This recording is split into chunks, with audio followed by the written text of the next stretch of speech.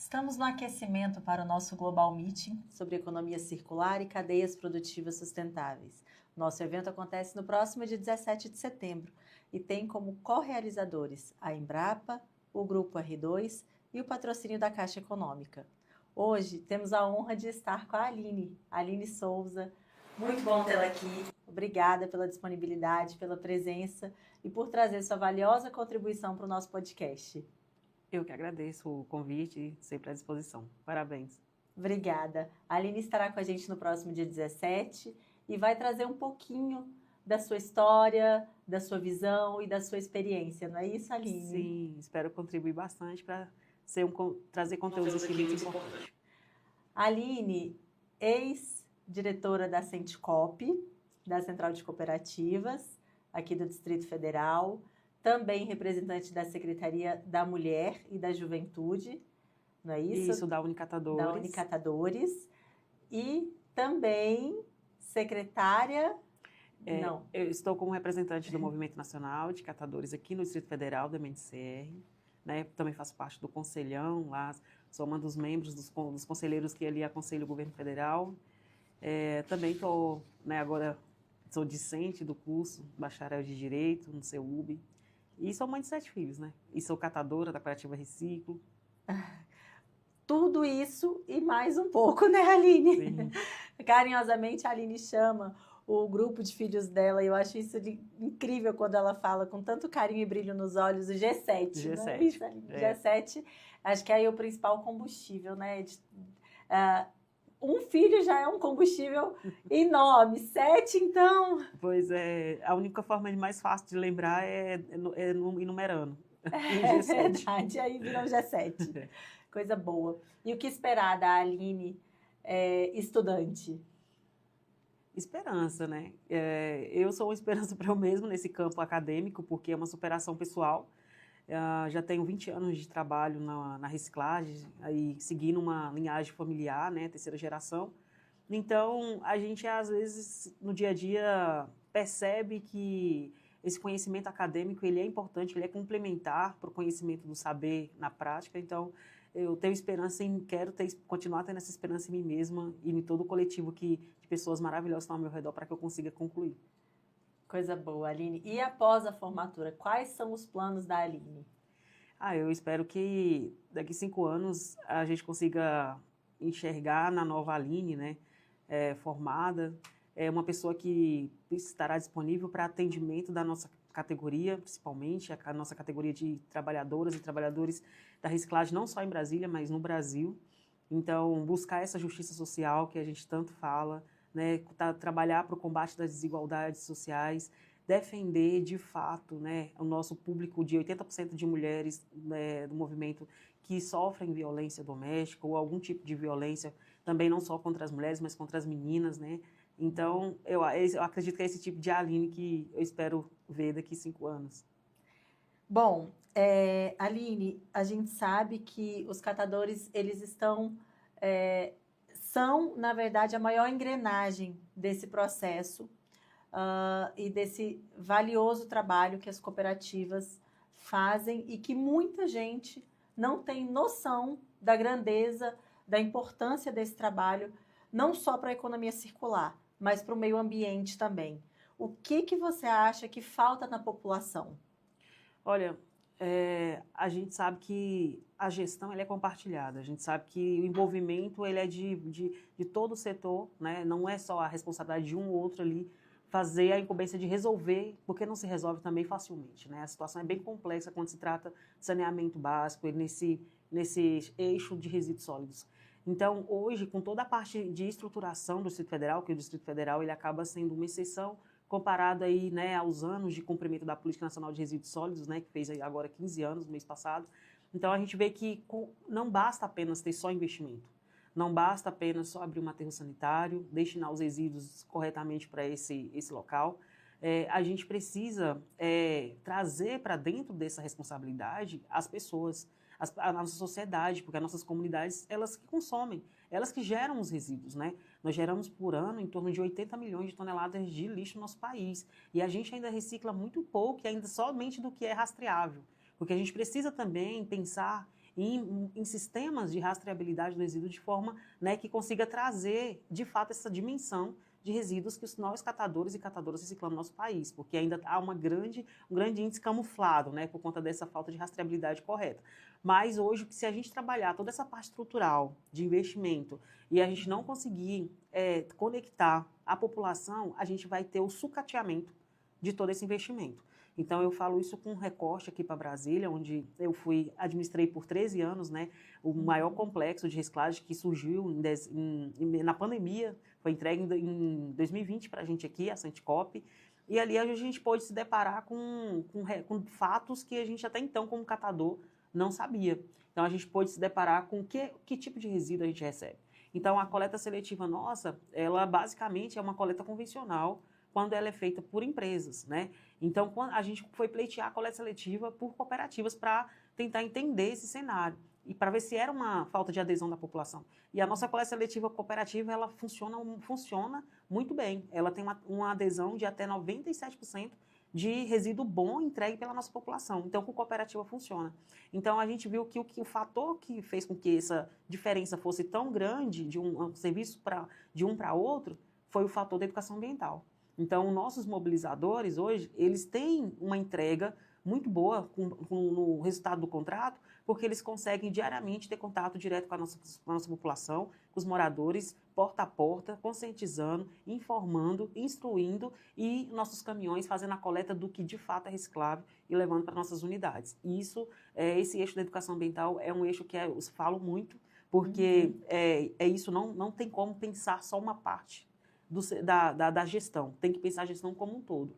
E aí a gente precisa investir em grandes campanhas de educação ambiental, em massa, contínua, envolvendo toda a sociedade, para depois, lá na frente, a gente pensar em cumprir com a legislação que traz mais rigorosidade no processo de taxação, para taxa de limpeza pública, e até chegar a punir, né, quem de fato não está fazendo a sua parte.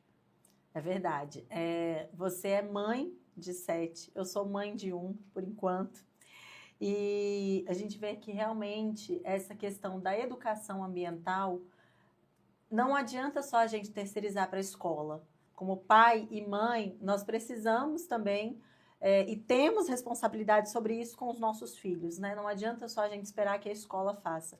É preciso que nós também façamos em casa e despertar essa vontade e essa importância para que os pais também levem isso da porta de casa para dentro e que seja um exemplo para os filhos. Né? A educação ambiental, ela não se faz só da porta para fora, ela começa muito também da porta para dentro. Né? Isso é super importante. É super importante essa questão da gente buscar jogar essa carga de responsabilidade nas crianças, no ambiente escolar. Na verdade, eu acredito que seja uma tentativa da gente conseguir corrigir a curto prazo, né, dentro das metas que todos os países têm, de tentar avançar nessa questão da gestão de resíduos de forma correta. Porque o manejo inadequado, atrelado ao mau comportamento, o hábito das pessoas, isso está tendo um impacto real significativo nas emergências climáticas. Então, acho que a corrida mais é para isso. Vamos tentar corrigir a geração que está, para não ter uma próxima geração que não consiga entender e não se conscientizar disso. Mas, realmente, a escola é um ambiente de desenvolvimento humano. Então, uma criança, quando na escola ela aprende, né, ela está ali vendo de que na escola faz a separação do resíduo seco, da orgânico vai para a compostagem na escola, que volta para o alimentozinho dele. E tem várias iniciativas ali de conscientização, de você conseguir formar a opinião dessas crianças, e com certeza isso vai refletir dentro de casa. Mas não a responsabilidade é da criança instruir os pais sobre, de fato, a conduta correta. Mas é uma alternativa também interessante, mas sem sobrecarregar os nossos jovens, nossas crianças. Isso, que seja natural, né? Que o que a gente espera é que daqui a alguns anos essa questão da separação do lixo, essa consciência seja algo muito natural. Que ela começa em casa, esse ensinamento ele segue na escola e se torne diário, rotineiro. A gente sabe que a reciclagem ela oferece muitas oportunidades e muda realidades também. Como a sua foi mudada, não é isso, Aline? Sim, a reciclagem ela é uma oportunidade de transformação de vidas. E todo mundo fala, a reciclagem transformou isso e aquilo. Na reciclagem transforma vidas. ela é a porta aberta que as pessoas que estão em uma situação muito difícil não encontram aberta. Ela é aquela porta. Então, ela foi a porta para minha família há quase que uns 15 anos, porque eu morei em 10 anos de uma ocupação com a minha família, porque a gente não tinha mais alternativa. Eu trabalho desde 7 anos de idade, vendendo doce, vendia doce em semáforo aqui em Brasília. E eu fico brincando, às vezes, porque eu passo hoje nesses semáforos, eu falo, um dia eu estava aqui, quando criança, vendendo guloseimas e falando que eu ia entrar num determinado órgão. E eu entro hoje nesses órgãos. Não mais, né, com aquele pensamento de que antes era para entrar para brincar, mas hoje é hoje é entrar para trabalhar, para representar. Então, a gente só conseguiu ter o direito à moradia através da reciclagem. A gente ficou 3 anos, mais ou menos 4 anos naquela ocupação, invisibilizado de tudo, até cobertura da própria política, né? Porque não alcançava aquela comunidade. Então, a partir do momento que a gente constituiu a cooperativa Reciclo, 60 famílias naquele local, as portas se abriram, porque a política pública, a gente conseguiu acessar ela. Então, a gente conseguiu nossa moradia em 2009, né? A gente saiu daquela situação de vulnerabilidade, de risco, a gente morava em áreas de fios de alta tensão. Então, só da gente encostar assim, nas pessoas já levava choque, né? Então, imagine que ele ficava muitos anos, né? Tem um estudo em Brasília, só fazendo um recorte, tem um estudo em Brasília que fala que os catadores que ficaram muitos anos trabalhando no lixão, eles perderam muitos anos na sua expectativa de vida, né? Tem um dado até que fala, parece que 20 anos, dependendo do tempo que ele ficou exposto àquele tipo de atividade naquele local. Então, eu costumo falar que se a gente continuasse naquela comunidade ali, nossas crianças hoje, que já são adultos e jovens, teriam muitos problemas de saúde. Então, ela transformou a nossa vida na questão de ter dado a dignidade de acessar um direito constitucional, que é o direito à moradia. Nossos filhos começaram a ter vagas em escola, então nossos filhos foram para a escola regularmente. Não que lá não ia, mas era complicado por conta da questão de endereço, né? A gente teve a nossa cooperativa, então teve o direito de trabalho, demorou um pouco, mas chegou, a gente teve o direito de trabalho, a cooperativa, minha cooperativa hoje, ela tem veículos, ela tem galpão de triagem, né, a esteira, ela tem contratos, então a gente consegue utilizar da reciclagem uma forma de conseguir se incluir, né, ter cidadania, dignidade. E qual que é o maior desafio hoje? Os desafios são muitos. Inúmeros, né? Eu posso resumir alguns. O desafio hoje, eu vou falar de forma sistêmica, né? O desafio hoje para a gente conseguir avançar na reciclagem no nosso país, primeiro, parte do princípio da valorização, que é uma pauta, é a primeira pauta ali e é a pauta principal dos nossos princípios do Movimento Nacional de Catadores e Catadoras, a valorização da categoria. Desde 2005, que nós fomos reconhecidos como profissionais na CBO. Então, desde 2005 já era para as pessoas nos verem como profissionais, independentemente do tipo de trabalho que a gente estava exercendo enquanto catador, se era na rua, se era na cooperativa, né? Se era dentro de uma casa ou num barracão, a gente é catador e é um profissional. Segundo ponto é a gente alcançar, de fato, o cumprimento da nossa Política Nacional de Resíduos Sólidos. A Política Nacional ela é maravilhosa. Eu já levei ela para vários países como referência. Né? O primeiro foi a África, em 2018, quando eu fiz a minha primeira viagem internacional. Então, a nossa Política Nacional de Resíduos Sólidos ela é tão perfeita, né? Obviamente ela vai se atualizando, mas porque ela já trazia no contexto da sua pirâmide hierárquica a economia circular. Ela já dizia que esse modelo linear era devastador para toda a parte do sistema, né?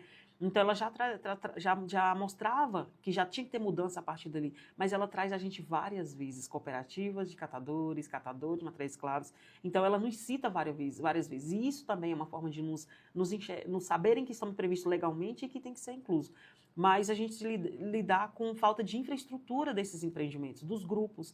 Então, tem poucas prefeituras, poucos gestores públicos, de fato, são sensíveis ao nosso trabalho e nos inclui da forma como está na lei. Então, se tem política que nos reconhece dentro da gestão de resíduos, se tem política hoje, que é a política 11.445 de 2007, que nos vê como prioritário no campo de prestação de serviço na gestão pública de resíduos domiciliares, né? Se tem política que nos reconhece nossa importância na parte da logística reversa, na parte da descarbonização, porque nós sequestramos carbono com a atividade, né? Então, se tem política que nos inclui em tudo. porque ainda nós temos cooperativas e associações de catadores sucateadas sem infraestrutura, sem um galpão, sem equipamento, sem contratação, sem resíduos, porque sem resíduo a gente não consegue manter esse negócio. Cooperativa e associações são negócios. Sim. Então, a gente se depara com esse desafio da falta de infraestrutura, precariedade do trabalho, muitos lixões ainda a céu aberto, então a gente precisa erradicar de forma humanizada esses lixões, porque não tem que se preocupar apenas com os resíduos que estão ali de forma disposta inadequadamente, tem que saber que eles têm gente, né? Tem pais, tem mulheres, tem crianças, a gente precisa saber lidar com isso e incluir essas pessoas, não criar soluções para essas pessoas, mas construir junto com essas pessoas as soluções que até eles mesmos vão construir, vão contribuir. Então, é isso, encerramento dos lixões. A gente sabe que poucos municípios implantaram, de fato, seus planos de gestão, gerenciamento integrado de resíduos sólidos, então precisa ter uma fiscalização mais para não só cobrar esses planos municipais, estaduais de gestão de resíduos, mas também a execução desses planos, né? E também aí no campo mais econômico, de viabilidade para os catadores, para os empreendimentos, a gente se depara com uma realidade tributária muito injusta. Sim. Então, a gente equipara cooperativas e faz um investimento, como é o caso aqui de Brasília, mas quando a gente vai vender o material reciclável, a gente tem que pagar imposto. A gente paga a embalagem, quando a gente, como consumidor, vai lá no comércio e compra uma embalagem, compra um produto, né, e o resultado, a consequência é a embalagem, a gente já pagou imposto ali. Você comprou uma garrafinha de água, você paga R$3, nesses R$3 tem um imposto. Quando eu vou na lixeira e eu pego essa garrafinha, quando ela é descartada, para eu botar um catador para pegar essa garrafinha, descontaminar, primeiro levar para a cooperativa, que tem um transporte, chegar na cooperativa, o catador descontaminar essa embalagem, outro catador prensar essa embalagem e outro catador processar essa embalagem, beneficiar essa embalagem para mandar para a indústria, todo esse processo eu paguei imposto. E não teve custeio desse trabalho. Então, é um trabalho que ele tem uma carga tributária pesada e não tem uma remuneração justa. Então, a carga tributária hoje para os produtos da classe 2B, que são os produtos recicláveis, é uma carga tributária injusta, bitributária, e que a gente precisa fazer essa correção para viabilizar a reciclagem desses materiais. E também trazer a viabilidade econômica dos modelos de negócio das cooperativas. Mas eu vejo também essa questão da educação ambiental, que é o que a gente já falou, é um dos desafios, em avançar na educação ambiental. Essa bitributação realmente ela é muito injusta, ela enfraquece a cadeia e é uma cadeia que é extremamente necessária e funcional. E um outro ponto que você colocou também é essa questão dos gestores municipais, principalmente, né, quem está lá na ponta, observar a importância de ter uma cooperativa de reciclagem. É um investimento mínimo diante de uma cadeia que produz, que praticamente se sustenta sozinha, não é isso? Eu acho que depois o gestor ele não precisa ficar ali fomentando. É uma cadeia que ela consegue se manter, ela consegue pagar suas contas e fomentar. Mas realmente precisa de oportunidade, de estrutura e de planos que levem essa cadeia adiante, que pensem no desenvolvimento, né? Não só entregar um galpão para reciclagem, não só tirar esses catadores da invisibilidade, mas trazer um plano de desenvolvimento social, econômico, educacional. Isso. Não é isso? Exatamente. E de saúde também, claro. Sim, o nosso trabalho ele tem um impacto direto na saúde pública. Mas a nossa saúde está sujeita a isso. Então, quando você recebe uma coleta que tem 43% de aproveitamento, a outra fração é resíduo contaminado, como chega para a gente. Então, ali é a saúde da catadora, do catador, que está sujeita a toda aquela contaminação. Então, é uma troca injusta, né?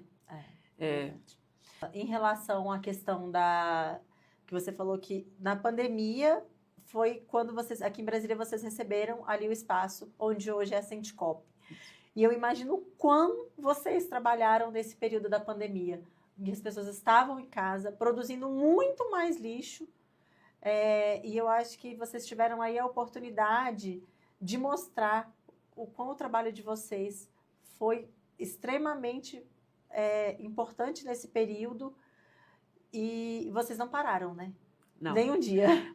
Nós paramos por 150 dias, mas vou explicar. O engraçado é que na pandemia, enquanto as empresas estavam fechando, a gente estava abrindo.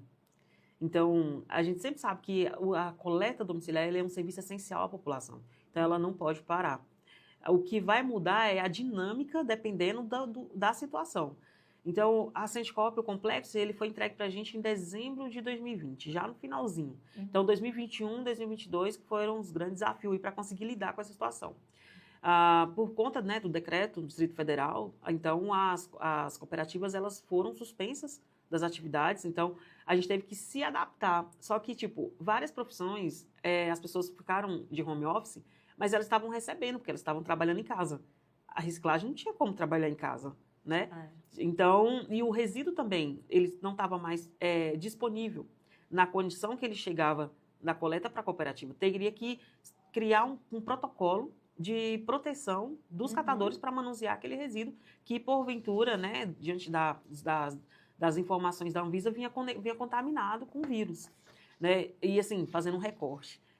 Tanta coisa ruim que chega na coleta para a gente, que o vírus da Covid, ele entrou na fila, né? Sim. Ele entrou na fila. Então, catador tem uma imunidade incrível. E, então, a gente teve que criar primeiro. Ficamos 150 dias parados, no desespero, recorremos, e aí eu quero fazer um recorte também, a solidariedade das pessoas. Às vezes a gente acha que só existe gente ruim no mundo, e não, tem gente muito, muito humana, tem gente sensível ainda. Então, se não fosse a corrente do bem de várias pessoas e instituições na pandemia de doarem alimentos e produtos de proteção, de higiene para os catadores naquela época, que foram muitas, nós recebemos muitas doações.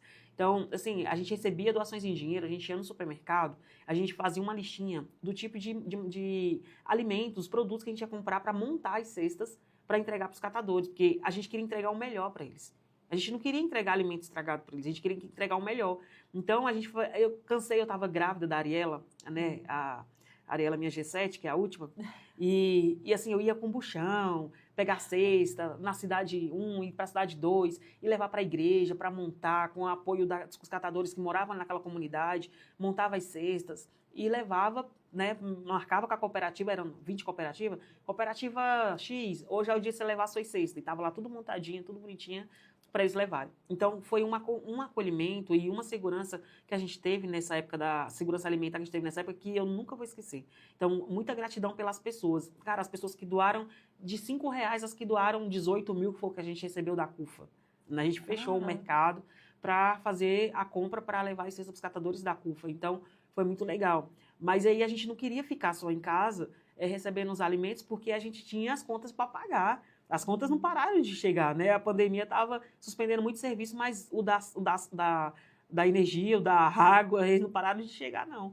Então, a gente queria voltar a trabalhar. E como? Então, foi que a gente descobriu que em Goiânia, né, as cooperativas de Goiânia, elas conseguiram uma autorização de trabalho a partir de um plano de prevenção e segurança na cooperativa.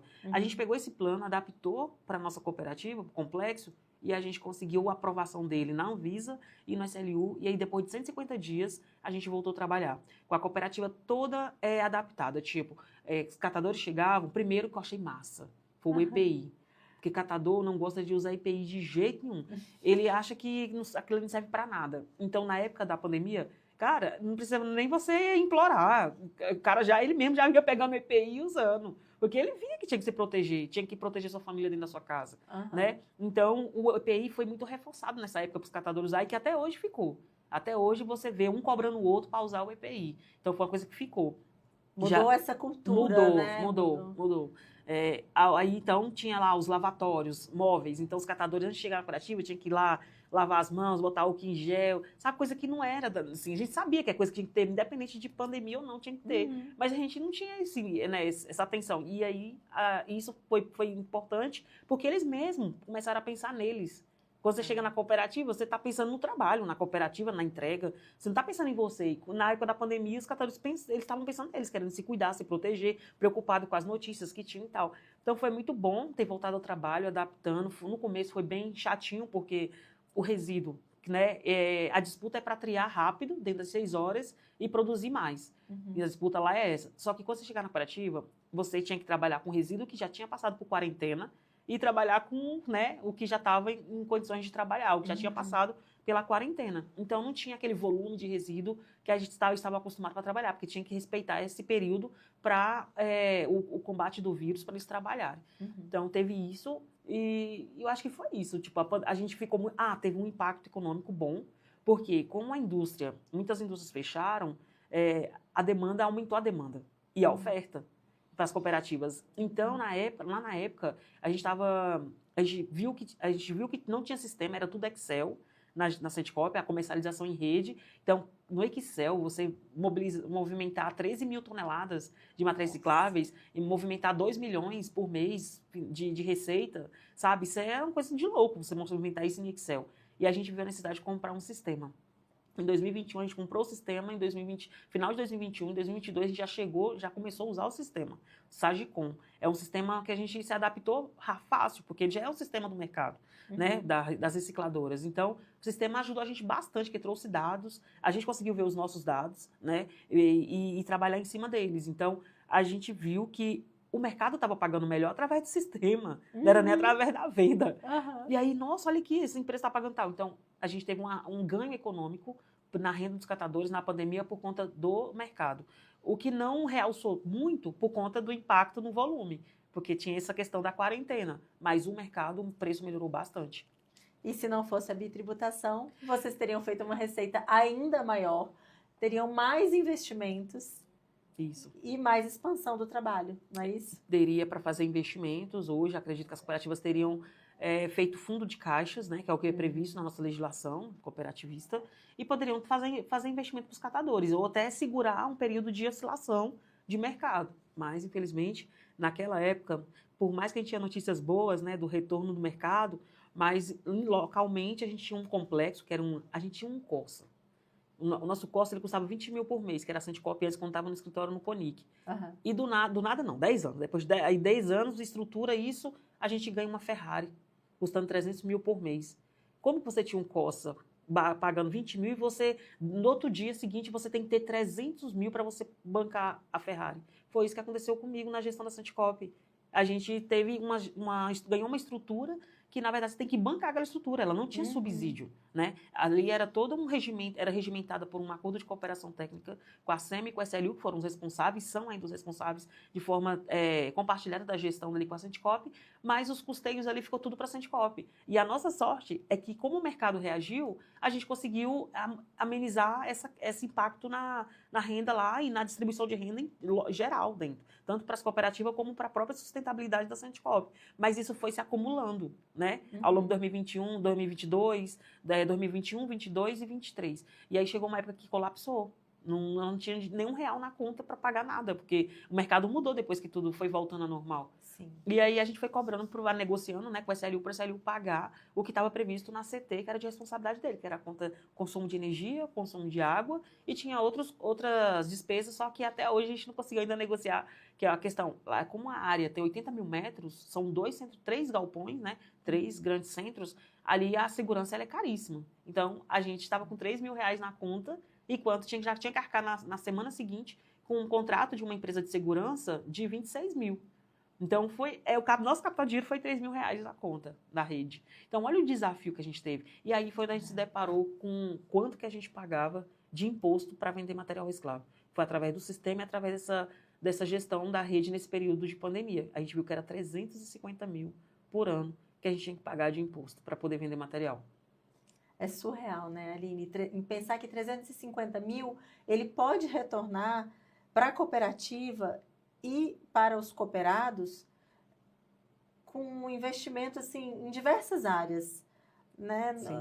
Na área de educação, na área econômica, na área de aquisição de EPI, segurança, ampliação do espaço, sistemas. Então, realmente, isso é uma questão que ela precisa ser revista e revista urgente. A gente já tem um exemplo da União Europeia, que ela desbravou aí essa questão do Plano Nacional de Economia Circular. Se existe um exemplo, por que não seguir já os bons exemplos, aperfeiçoar, adequar a nossa realidade e trazer o que é melhor para a nossa população? Né? Principalmente para essa população de catadores que muito contribuem com a nossa economia. Sim. a gente está trabalhando para mudar esse cenário de alguma forma, seja no campo legislativo ou no campo executivo, né? Porque do judiciário teve uma decisão da Lei do Bem, né? A Lei 11.196 de 2005, que ela acreditava a cadeia, né? Mas, assim, é uma sequência de crédito, de obtenção do crédito. Então, a indústria pega o crédito do meio e o meio da gente, e a gente pega de quem? A gente recebe de quem? Que é o próximo o próximo é a lixeira, então não tem como a gente se acreditar da lixeira. Então, acaba que o ônus fica para a gente, que aí é esse número que eu falei. Então, hoje já existem vários projetos de leis, né, no âmbito do legislativo, para a gente conseguir reparar essa injustiça tributária não só para as cooperativas, mas para a cadeia que está sendo impactada com isso. Então, acredito que o impulsionar da economia circular, ele também vai trazer fazer essas correções, né? Porque aí você já amplia, né? Você já vê ali que, determinada ação, ela pode ser prejudicada em sua execução, em seu resultado, se tal medida não for tomada. Então, acaba que ganha mais força para conseguir emplacar o que a gente está falando há 20, 30 anos, né? Exatamente. Não é um discurso que ele apareceu de ontem para hoje, né? São mais de 20, 30 anos, como você mesma disse. E aí eu observei na sua fala, quando você falou da questão da pandemia, o quanto o olhar da população de empatia, de amor, de solidariedade foi super importante para vocês nesse momento. E também o exemplo que vocês pegaram lá de Goiânia, de uma política pública que foi feita naquele momento e que foi crucial para que a Sindicop voltasse a funcionar. Sim, essa intercooperação ela é muito importante. É preciso, a gente tem que trabalhar realmente as políticas públicas a nível federal, estadual e municipal, mas que todos esses três, em algum momento, eles caminhem juntos e tenham o mesmo olhar, né, a mesma visão. Afinal de contas, o mesmo catador que trabalha em Brasília, ele tem como objetivo de trabalho, como mote de trabalho, aquele que está lá no município pequenininho, de 15 mil habitantes, de 30 mil habitantes. Vocês trabalham aqui para milhões de pessoas, lá eles estão trabalhando para 200 mil, 300 mil, 50 mil pessoas, mas é o mesmo trabalho, né? Sim. A finalidade é a mesma, a cadeia é a mesma, é um ecossistema gigantesco que só contribui. Sim. O impacto que um catador que trabalha numa grande capital, o catador que trabalha lá no município de 5 mil habitantes, 10 mil habitantes, ele vai ter o mesmo. E para ele vai ser bem maior do que o que está na grande capital. Porque o da grande capital vai ter mais acesso a recursos, vai ter mais possibilidades. E ele lá não. O desafio lá no município menorzinho é ainda maior, ainda né, maior. para esse catador. Ele tem que trabalhar, às vezes, horas a mais para conseguir o mínimo subsistencial. E continuar ainda na informalidade. Porque o grande objetivo é a gente conseguir, apesar de ter esse reconhecimento legal, né, na CBO, o grande objetivo é a gente conseguir formalizar a cadeia como um todo, a categoria, né? A gente conseguir, através dessa organização, a gente desenhar, deixar um modelo de desenvolvimento das nossas organizações, seja cooperativa ou associação. Eu sou entusiasta do setor cooperativo, mas tem associações também, porque tem legislações municipais que favorecem mais associações que cooperativa, que é o caso do Espírito Santo, por exemplo. Então, a gente não pode só jogar para o nosso campo da cooperativa, mas que a gente consiga emplacar na sociedade e nas esferas de poder um modelo de desenvolvimento social e econômico que tem resultado para ambas as partes. E hoje a gente tem no Brasil artistas plásticos aí que estão fazendo belíssimas artes com o que vem, né, do lixo, que na verdade nem é lixo, é o reaproveitamento. Então, nós vemos hoje grandiosas obras que estão sendo aí feitas a partir de material que foi descartado e que muitas vezes retorna para casa de alguém como uma bela obra de arte. Então, é um valor agregado muito maior do que as pessoas realmente sabem ou conhecem ou chegam a compreender esse universo. Sim, o outro campo que eu atuo muito é da economia solidária, né? Uhum. E na economia solidária você tem um eixo lá das trabalhadoras e dos trabalhadores no campo do artesanato. Então você realmente encontra artistas. São artistas que utilizam os insumos, né, da matéria-prima dos recicláveis e vários outros restos de resíduo têxtil, que o resíduo têxtil também é um problema. Uhum. Né? A gente precisa divulgar isso, que a gente precisa se atentar mais a esse tirou, jogo fora, né? Então, assim... A moda circular, né? A moda circular. Moda que eu acho que a gente está vindo aí de um movimento muito bom agora, de uns 5 anos para cá, que é essa questão do brechó, do bazar, e as pessoas estão mais adeptas a isso. E realmente o têxtil, ele demora muito tempo. Na verdade, são anos e anos e anos, e ele não é decomposto. Então, a moda circular, ela tem um valor agregado muito grande. Sim. Existem projetos e iniciativas muito interessantes com resíduo têxtil. Então, a gente precisa do campo da economia solidária, que também entra a gente, né, das cooperativas de catadores, tem esse grupo do artesanato, que realmente faz do descartado uma arte, né? E tem muitos. A gente teve também agora na Cissol um desfile de catadoras e de garis, né? A Cissol, que foi a Conferência Internacional de Resíduos Sólidos e Saneamento, que teve aqui em Brasília, mês passado, e a gente viu que as roupas que elas desfilaram foram retalhos, né? Resto de tecido. E que um grande estilista, né, o Regis, que é até filho de uma parceira nossa aqui de cooperativas em Brasília, ele deu um show porque o look ficou muito lindo. Ela pode utilizar até para festas que essa catadora for, né? Se elas ficaram com o look, elas podem utilizar, porque ficou muito lindo. Eu estive lá no Cirsol, eu e a nossa coordenadora de Relações Internacionais aqui do Instituto, a Paula Comim, nós estivemos lá. E, assim, foi incrível. Eu acho que é uma experiência que toda a população deveria ter, deveria fazer uma visita ao Cirsol, as escolas também, todas as escolas. No dia em que eu estive lá, eu vi muita escola pública, mas acho que as escolas particulares também precisam ter esse olhar e ter essa oportunidade de visitar o Cirsol. Eu fiquei encantada com tudo que eu vi. Na arte, cultura, grandes empresas que estavam lá, que têm esse olhar atento à importância dos resíduos. Realmente, assim, é um momento e um encontro que ele é muito valioso e que eu acho que ele deveria até ser um período maior. Foi uma semana só de Cirsol, né? Acho que, quem sabe, para os próximos anos, um período maior para que mais pessoas possam conhecer e que seja mais divulgado. Porque muitas pessoas não conhecem, sequer sabem que estavam acontecendo no Cirsol. É verdade. E esse ano a gente teve, primeiro, um diferencial, a Cirsol ela ocorre a cada 2 anos, né?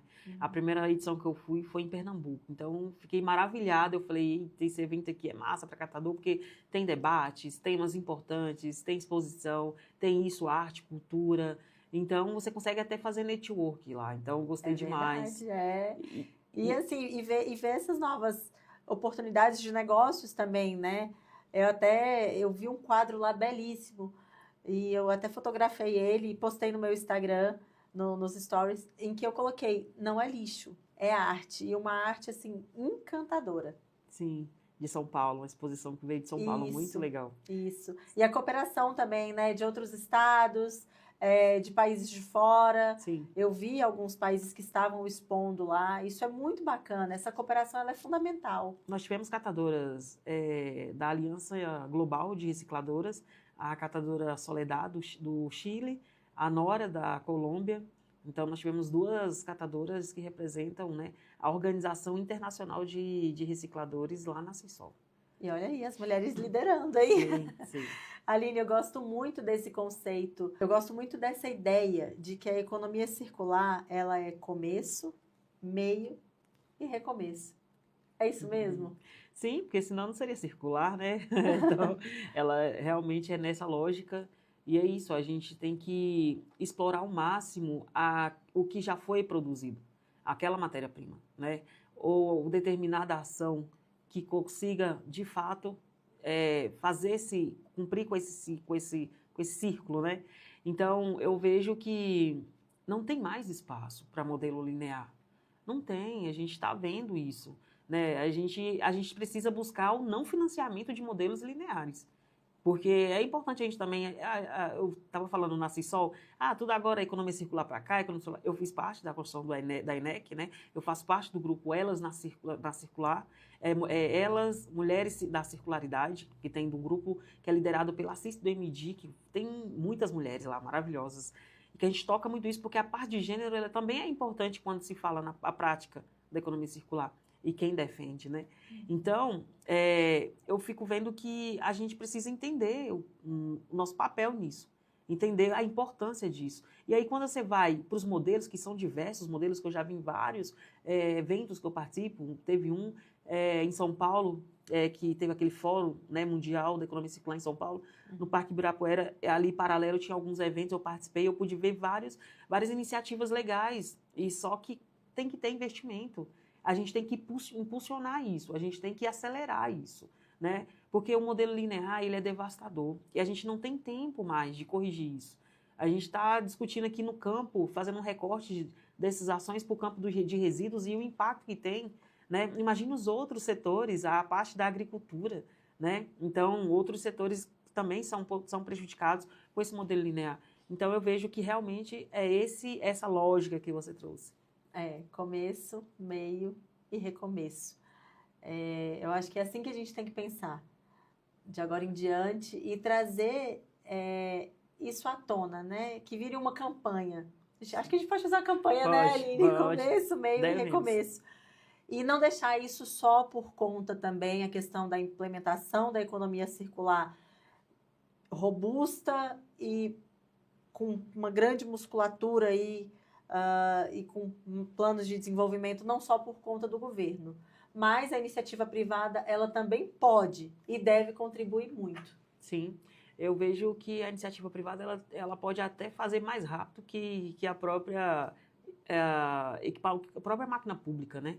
Então, a lógica reversa, por exemplo, muita coisa acontece de verdade na lógica reversa para as organizações de catadores, porque é um investimento privado, né? Acaba que é uma responsabilidade privada e o investimento também é privado. Então, a gente vê muita coisa acontecendo a curto prazo, né? Mas eu sei que o setor privado ele tem que pegar esse modelo e ele tem que fazer disso uma prioridade no seu processo, porque ele está atrelado a várias outras responsabilidades sociais da própria empresa. No próximo dia 17, nós vamos debater economia circular, cadeias produtivas e finanças sustentáveis, lá no Global Meeting. É um debate atemporal, importante e que precisa ser realizado não só no dia 17. No dia 17 é o nosso pontapé inicial. Nós teremos o Fórum do BRICS na mesma semana e daqui a alguns dias a COP. Você acredita em uma mudança de mentalidade pós-COP? Eu acredito que enquanto o conhecimento não chegar às pessoas, elas não poderiam saber se está fazendo certo ou errado. Então, eu acho que toda tentativa, todo espaço construído de diálogo, de informação, de conhecimento, ele é a oportunidade que as pessoas precisam e que a gente precisa, enquanto ser humano, para a gente se corrigir enquanto há tempo. É isso, Aline. Muito obrigada por toda essa sua experiência, por todo o seu conhecimento, que é tão valioso. Quem conversa com você pessoalmente enxerga o seu brilho no olhar. A gente, é nítido, assim, seu olho brilha ao falar da economia circular, da reciclagem, dessa pauta, da questão social. Você é uma líder, é um exemplo. Eu fico muito emocionada quando eu converso com você. A gente, como mãe, como mulher, a gente vive desafios, independente da área em que a gente atue.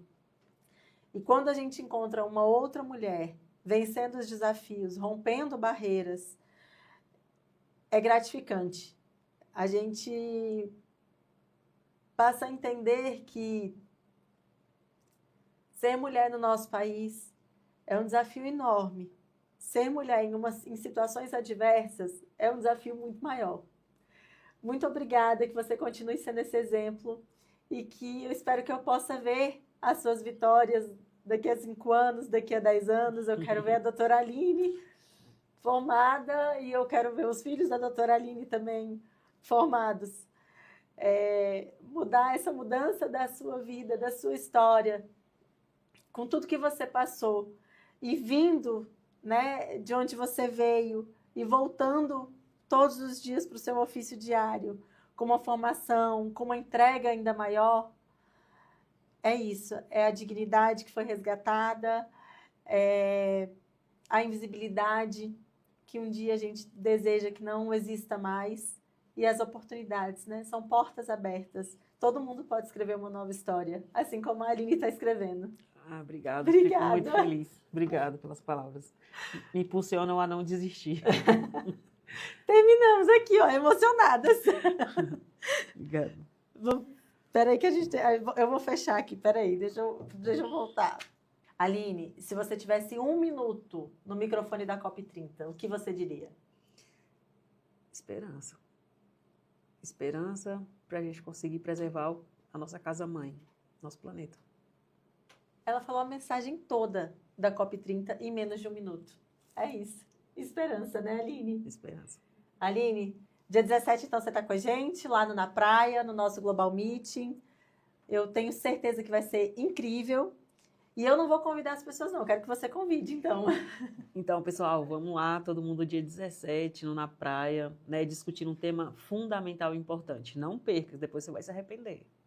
Economia circular, cadeias produtivas, com terceiro setor, poder público, iniciativa privada, é isso. Tudo isso.